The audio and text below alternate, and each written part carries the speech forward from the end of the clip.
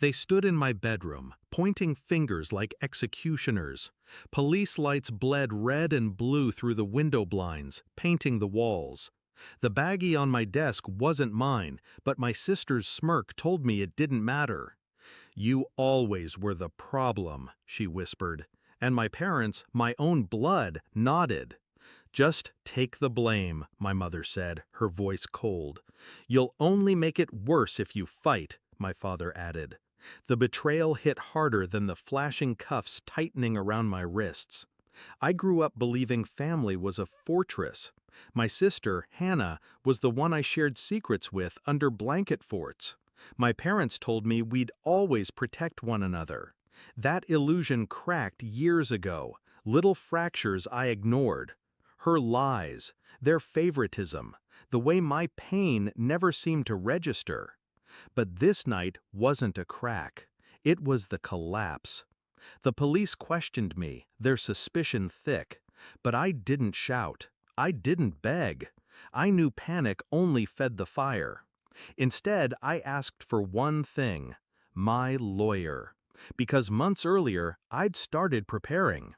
Hannah thought she was clever, sneaking into my room, leaving tiny trails of sabotage. A missing wallet, a deleted email. But I noticed the patterns, the fingerprints of her malice. And I didn't confront her. I adapted. I set cameras in my room, quiet, unblinking witnesses she never suspected. So when the bag of pills appeared on my desk, I already knew how this would end. My lawyer arrived, calm and precise, and I slid him the drive. He waited until my parents leaned against the wall, smug in their certainty. Then he pressed play.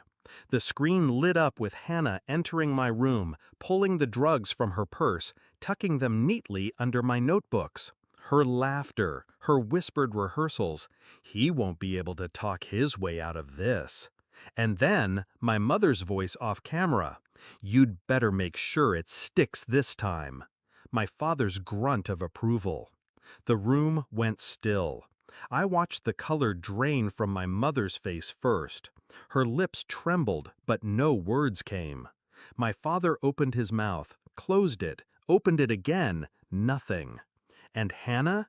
She froze, horror blooming in her eyes as the walls of her lie collapsed. One of the officers leaned in, his tone razor sharp. "Care to explain this?" No one spoke. For once, their silence protected me, not condemned me. But I wasn't done.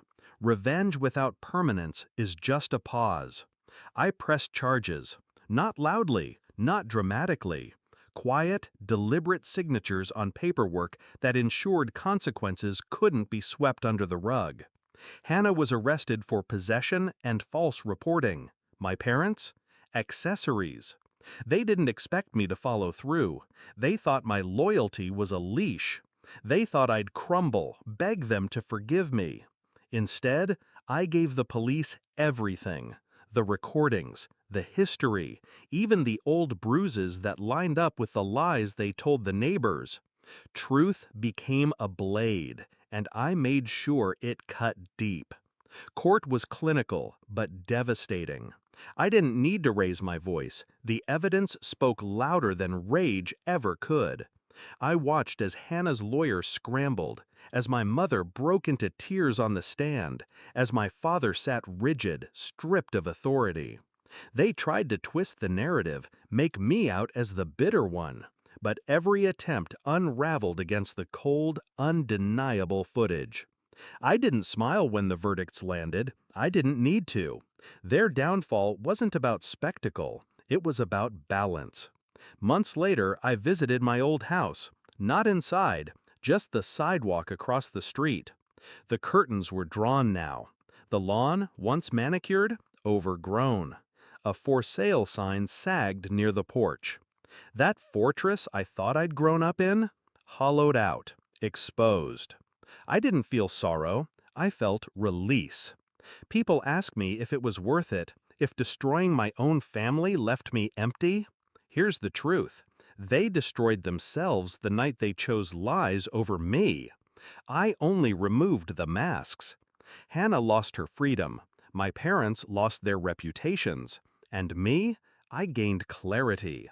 I learned that blood isn't thicker than betrayal, that silence is a weapon if you know how to wield it, and that sometimes justice isn't about forgiveness, it's about making them beg.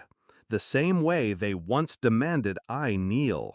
So yes, when my lawyer pressed play and the truth painted them guilty, that was the moment I became free. And freedom, unlike family, never betrays.